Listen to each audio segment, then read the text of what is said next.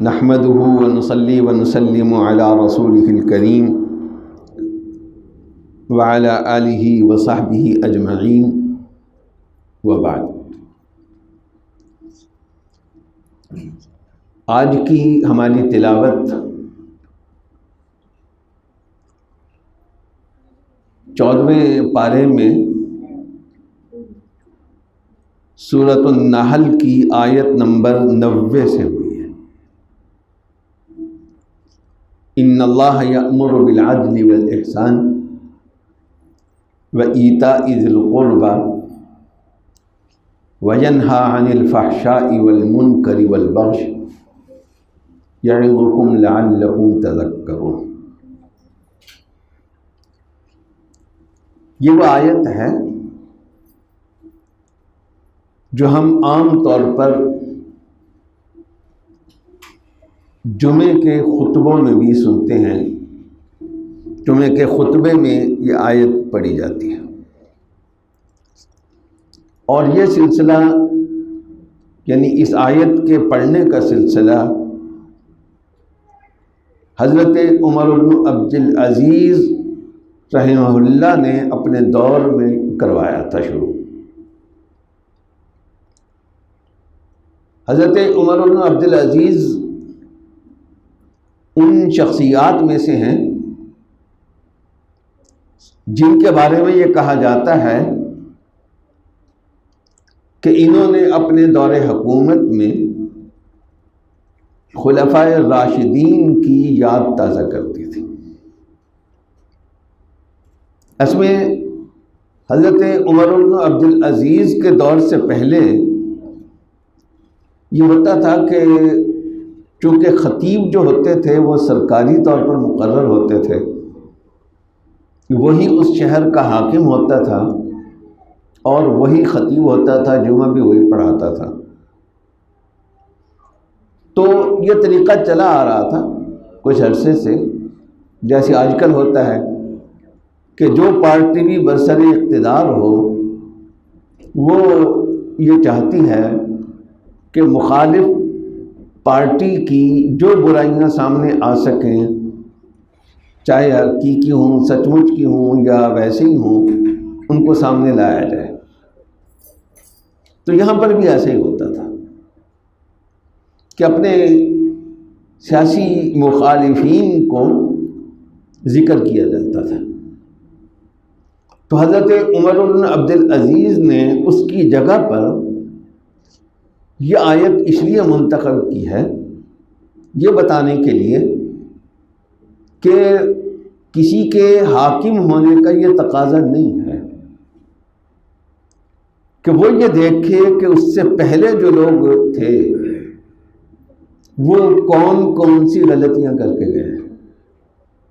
پچھلوں کی غلطیاں شمار کرنا یہ حاکم کی ذمہ داری نہیں ہے، بلکہ اصل جو چیز توجہ دینے کے قابل ہے وہ یہ ہے کہ ہماری اپنی ذمہ داری کیا ہے، وہ کون کون سے کام ہیں جو ہم سب کے کرنے کے ہیں۔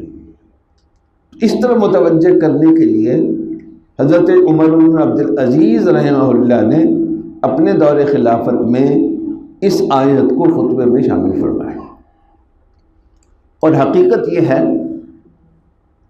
کہ یہ آیت بہت ہی جامع قسم کی ہے اور ہر انسان اس کا مخاطب ہے، چاہے وہ حکمران ہو چاہے وہ حکمران نہ ہو، حاکم ہو یا رعایا ہو، ان سب کو اس آیت میں مخاطب بنایا گیا ہے۔ اور چند کام کرنے کا کہا گیا ہے اور کچھ کام چھوڑنے کے لیے کہا گیا۔ تو یہ فرمایا کہ ان اللہ یأمر بالعدل،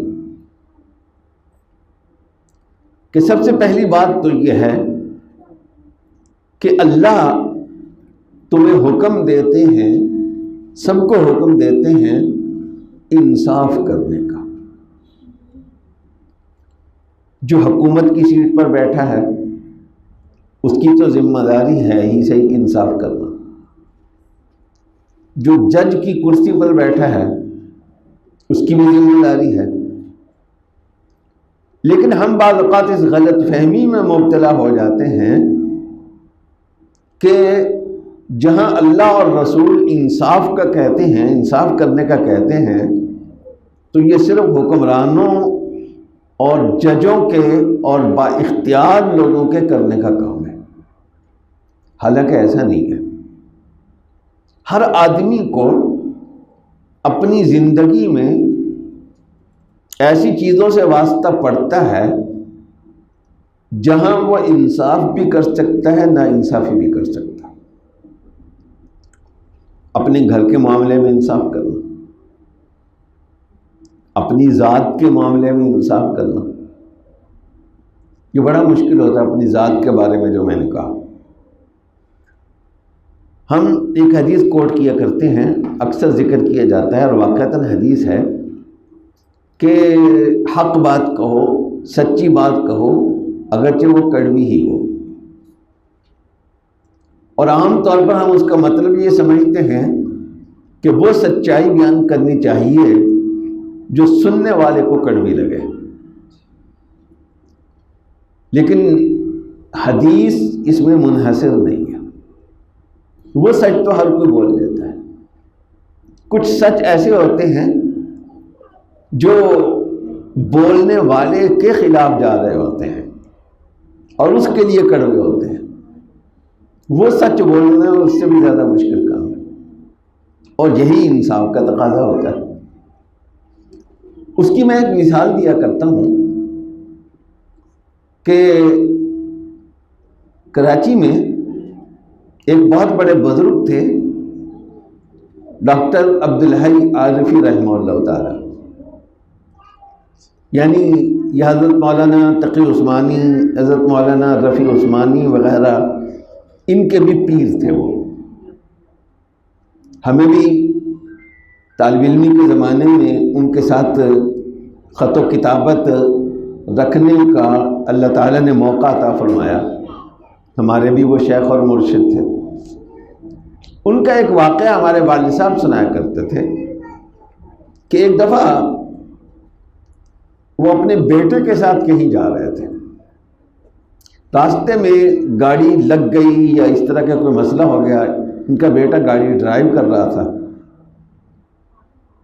تو ظاہر ہے کہ جیسے ہوتا ہے کہ پولیس وارڈن اور اس زمانے میں سارجنٹ ہوتا تھا، وہ وہاں پہنچ گیا۔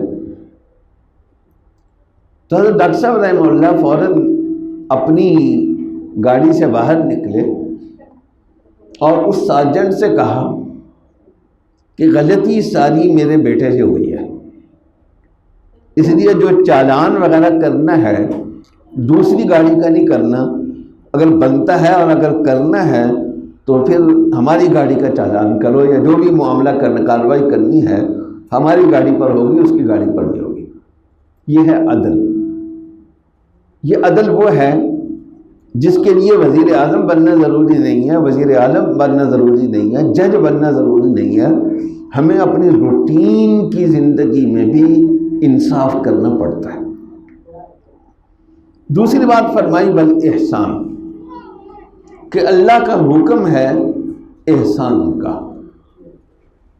احسان کے دو معنی، ایک تو یہ کہ جس کے ساتھ آپ برتاؤ کریں اس میں صرف یہ نہیں کہ جتنا اس کا حق بنتا ہے اتنا اسے دیں، بلکہ اس کے حق سے بڑھ کر اسے دیں۔ اور احسان کے دوسرے معنی آتے ہیں کہ جو کام بھی آپ کریں وہ پرفیکٹ طریقے سے کریں، کمال طریقے سے کریں، بہترین طریقے سے کریں، ڈنگ ٹپاؤ کام نہیں کرنا، ترخانے والا کام نہیں کرنا۔ چنانچہ ایک مرتبہ ایک بچے کی تدفین ہو رہی تھی، رسول اللہ صلی اللہ علیہ وسلم بھی وہاں موجود تھے، تو قبر جب بنا لی گئی تو رسول اللہ صلی اللہ علیہ وسلم نے فرمایا کہ اس کو ذرا سیٹ کرنے کی ضرورت ہے، ابھی قبر جو ہے نا وہ تھوڑی سی ٹیڑھی سی ہے، اس کو برابر کرنے کی ضرورت ہے۔ تو کسی نے عرض کیا یا رسول اللہ یہ صحیح بھی نہ بھی ہوگی، اچھی دیکھنے میں نہیں بھی لگے گی، تو قبر ہی ہے، قبر نے تو قبر ہی رہنا۔ تو آپ نے فرمایا کہ نہیں، اللہ تعالیٰ مومن کے بارے میں یہ چاہتے ہیں کہ اذا عمل عملا ان یتقنہ، کہ جو کام بھی کرے وہ بھرپور طریقے سے کرے، کمال طریقے سے کرے، دل لگا کر کرے، ترخانے کے انداز سے کوئی کام نہ کرے، تو یہ بھی احسان میں داخل ہے۔ اور تیسری بات یہ فرمائی وَإِيتَاءِ ذِي الْقُرْبَى،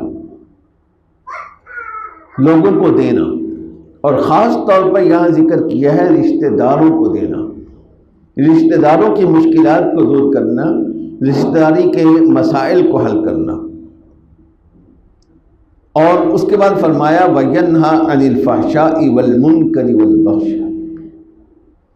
کہ تین چیزوں سے اللہ تعالیٰ منع کرتے ہیں۔ گویا یہ تین چیزوں کا حکم تھا پہلے، اب تین چیزوں سے ممانعت ہے۔ ایک تو فحشاء سے، یعنی بے حیائی کی بات ہو یا بے حیائی کا کام، اس سے ہمیشہ اپنے آپ کو دور رکھنا۔ اور اسی میں آ جاتا ہے تفحش کے اندر، فحشاء کے اندر منہ پھٹ ہو جانا، کہ جس کے منہ میں جو بات زبان ذہن میں آئی وہ نکال دی، کہہ دی بس۔ حدیث میں آتا ہے رسول اللہ صلی اللہ علیہ وسلم نے فرمایا کہ اللہ تعالیٰ اس طرح کے منہ پھٹ آدمی کو پسند نہیں کرتے۔ دوسرا فرمایا والمنکر، برے کاموں سے، جن کاموں سے اللہ نے منع کیا ہے یا جن کاموں کو آپ کی سوسائٹی اچھا نہیں سمجھتی، اس سے گریز کریں۔ والبغی، اور کسی پر ظلم اور زیادتی کرنے سے رکیں، اس سے بھی اللہ جل جلالہ منع فرماتے ہیں۔ اور اس کے بعد دو باتیں اللہ جل جلالہ نے اور فرمائی، ایک یہ کہ وَأَوْفُوا بِعَهْدِ اللَّهِ إِذَا عَاهَدتُّمْ، کہ اللہ کا واسطہ دے کر، اللہ کا حوالہ دے کر جب کسی سے وعدہ کرو، عہد کرو، تو اس عہد کو پورا کرنے کی کوشش کرو۔ اور دوسرا یہ فرمایا کہ اگر قسم کھا لو تو پھر اس کو پورا کرنے کی کوشش کرو، اپنی قسم کی خلاف ورزی عام حالات میں نہیں کرنی چاہیے۔ بلکہ نبی کریم صلی اللہ علیہ وسلم کی تعلیم تو یہ ہے کہ بغیر ضرورت کے قسم کھانی ہی نہیں چاہیے۔ بعض لوگوں کی عادت ہوتی ہے بات بات پہ اللہ کی قسم، خدا کی قسم وغیرہ وغیرہ کہتے ہیں، تو یہ طریقہ صحابہ پسند نہیں کیا کرتے تھے، اس سے منع کیا کرتے تھے۔ اللہ تعالی ہمیں عمل کرنے کی توفیق عطا فرمائے۔